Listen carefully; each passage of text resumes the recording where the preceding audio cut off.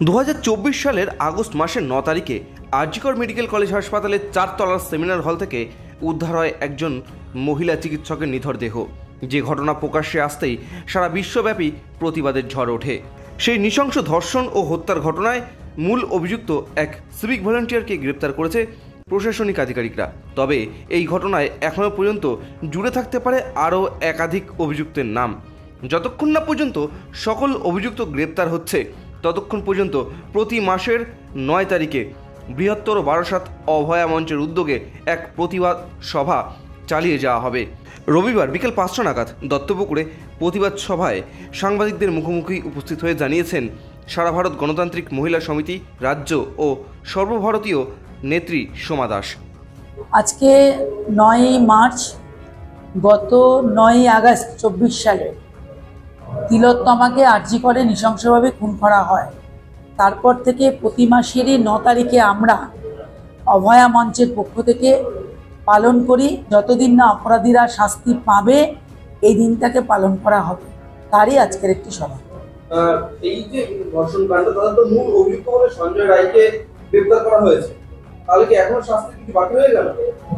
আমরা কেউই মনে করি না, এমনকি পশ্চিমবঙ্গের মানুষ, ভারতবর্ষের মানুষ বা পৃথিবীর যেখানে যেখানে এই যে প্রতিবাদ হয়েছে তারা কেউই মনে করে না যে তিলোত্তমা বা অভয়া যাই বলুন না কেন তাকে কেউ একজন খুন করেছে। কয়েকজনে মিলে নৃশংসভাবে খুন না করলে ঘটনা তো ঘটে না। ফলে প্রকৃত অপরাধীদেরকে ধরতে হবে এবং তার সঙ্গে এই যে অধ্যক্ষকে ছেড়ে দিল সন্দীপ ঘোষ এবং টালা থানার ওসি, যারা মূল অভিযুক্ত তাদেরকে সিবিআই ছেড়ে দিল, তার বিরুদ্ধেও আমাদের লড়াইটা যে প্রকৃত অপরাধীদেরকে ধরতে হবে।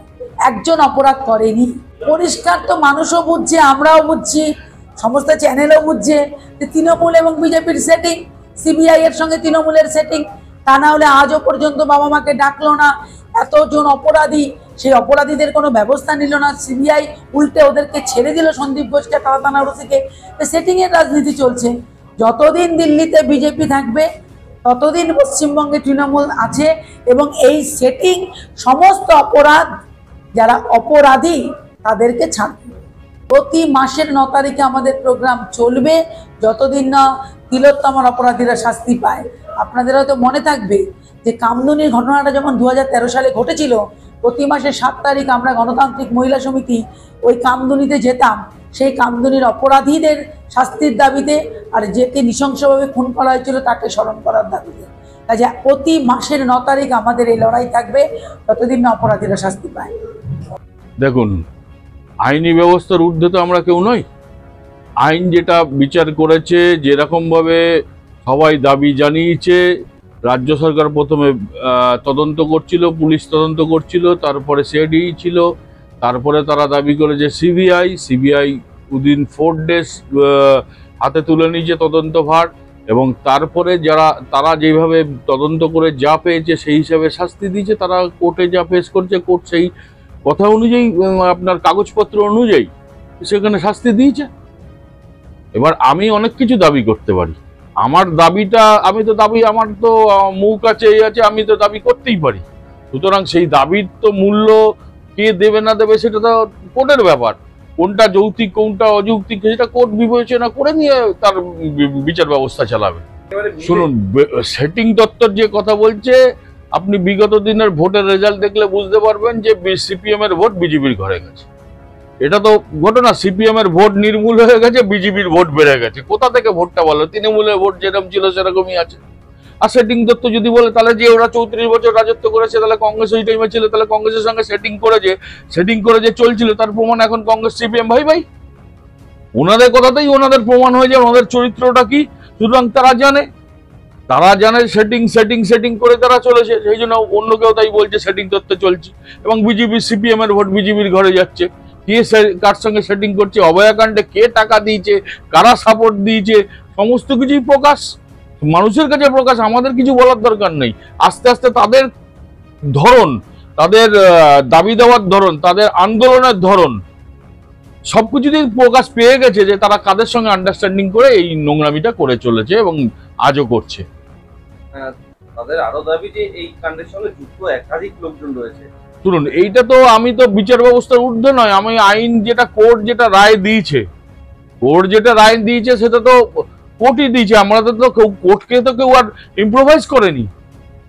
তারা তার নথি পেয়েছে, যা পেয়েছে তার সব, এবং যে আরো বলেছিল সেই সপক্ষেও তো কোর্ট সেই কথা বলেছে যে একজনই বিচার যা পেয়েছে, যার প্রমাণ টেস্ট করেছে বা যা ডিএনএ টেস্ট হ্যান ত্যান যা যাবতীয় যা করেছে সবকিছুতেই প্রমাণ হয়েছে যে ওই আছে একা। সুতরাং সেখানে তো আমরা কি বলবো, এগুলো তো মানে অরণ্য রোদনের মতো করে যাচ্ছে, এরা ফালতু চিৎকার করছে, মানুষকে ডাইভার্ট করার চেষ্টা করছে। অল টাইম তাদের কাজই, মানুষের কাজ তো 34 বছর করেনি, মানুষকে ডাইভার্ট করা, নোংরামি করা, এগুলোই এদের কাজ। এখন এইসব কথার কোনো মানে হয় না, এসব বলতে হয় এদের বলা, এটা মানুষের কাছে প্রমাণ হয়ে গেছে। এটাই তো বলছি, মানুষের কাছে প্রমাণ। সিপিএম এর ভোট কার ঘরে গেছে? সিপিএম এর ভোটটা তো বিজেপি পেয়েছে। দেখুন, এই যে অভয় হত্যাকাণ্ড সারা পশ্চিমবঙ্গব্যাপী যেভাবে প্রতিবাদের ঝড় উঠেছে, তা বোধহয় ভারতবর্ষের ইতিহাসে বিরল এই ধরনের ঝড়। প্রথম থেকে আমরা এখনো পর্যন্ত ভারতীয় জনতা পার্টি হিসাবেই বলছি যে এখনো পর্যন্ত আমরা বরাবর অভয়ের পক্ষে দাঁড়িয়েছি, আগামীতেও দাঁড়াবো। আমরাই প্রথম চেয়েছিলাম যে এই ঘটনাটা সবার লোক সমক্ষে আসবে, এবং আমরা কিন্তু পতাকা ছাড়া ভারতীয় জনতা যুব মোর্চা সেখানে কিন্তু আন্দোলন করে তুলছি প্রথম।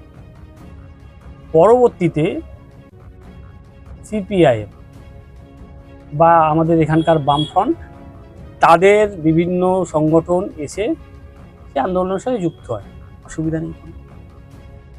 কিন্তু আমরা দেখেছি যে এই বামপন্থীরা বরাবর লাশের ওপর দাঁড়িয়েই রাজনীতিটা করেছে। 34 বছর এই বঙ্গে ক্ষমতায় ছিল, তারা লাশের ওপর দাঁড়িয়ে, তারা ক্ষমতায়ও কংগ্রেসের হাত থেকে ছিনিয়ে নিয়েছিল লাশের ওপর দাঁড়িয়ে। এই লাশের রাজনীতি এই বামফ্রন্ট তথা সারা বিশ্বের যে বামপন্থী মানুষ আছে, প্রত্যেকেই দেখুন তাদের চরিত্র কিন্তু লাশের ওপর দাঁড়িয়ে রাজনীতি। তো এই লাশের ওপর দাঁড়িয়ে রাজনীতি করাটা ওরা এখনো ভুলতে পারে। আজকে যাকে আপনার অভয়া মঞ্চ বলছেন, সভা বলছেন, সভা বলতে সভাগৃহে যে সভাটা হয়েছে সেই সভায় কারা উপস্থিত, এবং উনি কথার মধ্যখানে অনেক কথাই বলেছেন। উনি যে বক্তব্য রেখেছেন সেই সভা গিয়ে আমরাও খোঁজ নিয়ে দেখেছি সেই সভা গিয়ে কী ধরনের বক্তব্য হচ্ছে।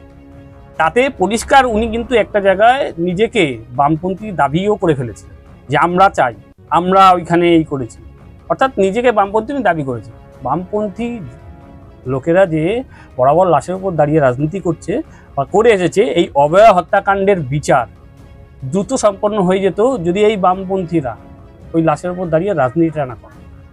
এরাই সমস্ত তথ্য আমি বলছি, আজকে ওই কলেজের যে বামপন্থী ছাত্র সংগঠন আছে তারাই মমতা ব্যানার্জিকে সব তথ্য নষ্ট করতে সহযোগিতা। সিবিআই একটা পর্যায়ে তারা তদন্ত করছে, সেই তদন্তে বারবার অসহযোগিতা করেছে মমতার সরকার, মমতার প্রশাসন। যে কোনো বিষয়ে তদন্তের ক্ষেত্রে সিবিআইকে বরাবরই অসহযোগিতা করেছে, সিবিআই এনআইএ প্রত্যেককে, এবং ওখানেও করা হয়েছে। সেই বিষয়টি এখনো কোর্টের রায়ের অপেক্ষা রয়েছে। একজনকে রায় দিয়েছে কোর্ট, কিন্তু সেই কেস কিন্তু এখনো শেষ হয়ে যায়নি। এই কোর্ট হাইকোর্ট থেকে সুপ্রিম কোর্টে, এবং সেখানে কিন্তু সিবিআই বেশ কিছু কথা বলেছে। এই বামপন্থীরা যে অভয়া হত্যাকাণ্ডের বিচার চাইছে, যারা অভয়ার ব্যানার লাগিয়ে অভয়ের নাম ব্যবহার করে, তারা কিন্তু এই বিষয়গুলোও জানে। তারা তারপরেও বলছে এটা সেটিং। কোন ধরনের সেটিংয়ের কথা আপনি বলছেন? আপনারা জোটে আছেন, ইন্ডিয়া জোটে, আপনারা তৃণমূল কংগ্রেস, সিপিআইএম প্রত্যেকে মিলে এক জায়গায় বসে বিজেপিকে হারানোর যে চক্রান্ত করছেন, সেটা তো আস্তে আস্তে বেরিয়ে আসছে। সারা বিশ্বব্যাপী যে চক্রান্ত, যারটা যে সারা বিশ্বের যে বিদেশি ফান্ড, সে ফান্ডও আপনারা এই নির্বাচনে ইউজ করেছেন, আপনারা এনডি জোটে বসেও ইউজ করেছেন, আপনারা বিজেপিকে হারানোর চক্রান্ত করছেন। আর এখানে পশ্চিমবাংলায় এসে বলছেন যে বিজেপি তৃণমূল সেটিং। কী করে সেটিং? আমরা ওনাদের কাছে আপনার প্রশ্ন রাখছি। আপনারা এই মেয়েটির লাশের ওপর দাঁড়িয়ে রাজনীতি করা বন্ধ করুন। এই মেয়েটি সঠিক বিচারের আশায় এখনও রয়েছে, এর পরিবার বিচারের আশায় রয়েছে, এবং বঙ্গবাসী এই বিচারের আশায় রয়েছে। এই বিষয়টি এখনও কোর্টে রয়েছে। এই বিষয় নিয়ে বিশেষ কিছু বলা আমার পক্ষে সঠিক নয় বা ঠিক হবে না।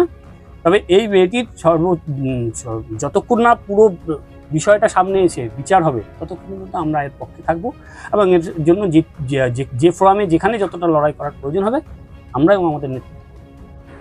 লক্ষ্মীর ভান্ডারটা দেওয়া হয় সরকারের ট্যাক্সের টাকায়, এবং গতকাল দেখবেন সমস্ত চ্যানেল যে কথাটা প্রতিষ্ঠিত করবার চেষ্টা করেছে বা সমস্ত মিডিয়া, তা হলো ভারতবর্ষ সহ পশ্চিমবঙ্গে পুরুষদের তুলনায় মহিলাদের ভোটার সংখ্যা বৃদ্ধি পাচ্ছে।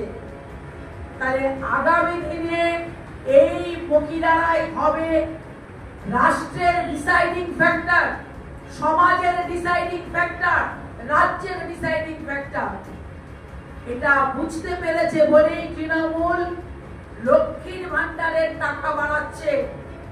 আসলে যখন বামফ্রন্ট আমলে মেয়েদেরকে এটা শেখানো হচ্ছিল, 8ই মার্চও শেখানোর সঙ্গে সঙ্গে এটা বলা হচ্ছিল যে তোমরা উন্নত হও অর্থনৈতিকভাবে নিজেদের কাজের মধ্য দিয়ে।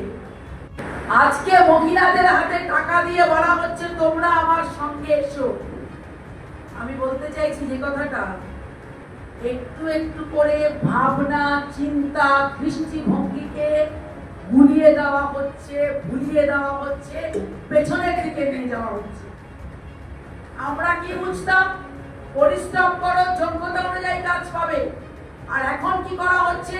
তোমাকে 1,500 টাকা লক্ষ্মীর ভান্ডার দেওয়া হবে, তোমাকে কন্যাশ্রী, যুবশ্রী দেওয়া হবে, তুমি ঘরে বসে মাস গেলে, আপনি ঘরে বসে মাস গেলে 8,000 বা 10,000 টাকা পাবেন, রেশনের চাল আছে। দৃষ্টিভঙ্গিটাকে গুলিয়ে দাও। যদি দৃষ্টিভঙ্গিটাকে গুলিয়ে দিতে পারি তাহলে শ্রমকোড বাতিলের দাবিতে মহিলারা রাস্তায় নামবে না। যদি দৃষ্টিভঙ্গিটাকে ঘুরিয়ে দিতে পারি ক্ষেত মজুর মহিলা তার মজুরি বৃদ্ধির দাবিতে রাস্তায় নামবে না। যদি দৃষ্টিভঙ্গিটাকে ঘুরিয়ে দিতে পারি কৃষক তার ফসলের দামের জন্য রাস্তায় নামবে না। আর আমরা না বুঝে কখনো কখনো মনে করছি এটাই বুঝি ঠিক, এটাই বুঝি পথ। আমাদের লড়াইটা হচ্ছে সেইখানে, 8ই মার্চ পালন করার সার্থকতা হচ্ছে সেখানে। যদি আমরা মহিলাদের কাছে, আমার পাড়ার মহিলাদের কাছে, আমার বুথের মহিলাদের কাছে কথাকে তুলে ধরতে পারি যে আপনি লক্ষ্মীর ভান্ডার পান, জনগণের টাকায় পান, আমাদের তো কোনো আপত্তি নেই। কিন্তু একটা রাজ্য বা একটা রাষ্ট্র যদি নতুন নতুন কল কারখানা তৈরি না করে, ইনকাম জেনারেশনের অবস্থা তৈরি না হয়, তাহলে রাষ্ট্রটা সামনের দিকে কি করে এগোবে? এই কথাটা বলার দায়িত্ব আমাদের। আর এই কথাটা বলতে গিয়েই আমাদেরকে তিলোত্তমার কথা, অভয়ার কথা বলতে হবে। কি ঘটেছিল সেদিন?